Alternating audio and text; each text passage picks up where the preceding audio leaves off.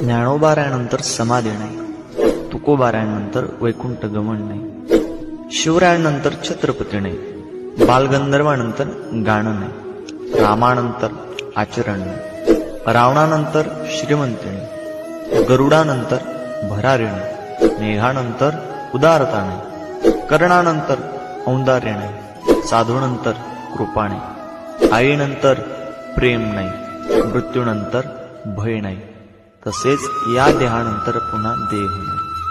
हे जीवन जगताना हे कधीच विसरायचं नाही. म्हणून चांगलं वागता नाही आलं तरी चालेल, परंतु जाणीवपूर्वक वाईट मात्र वागू नका. ये जीवन है, इस जीवन का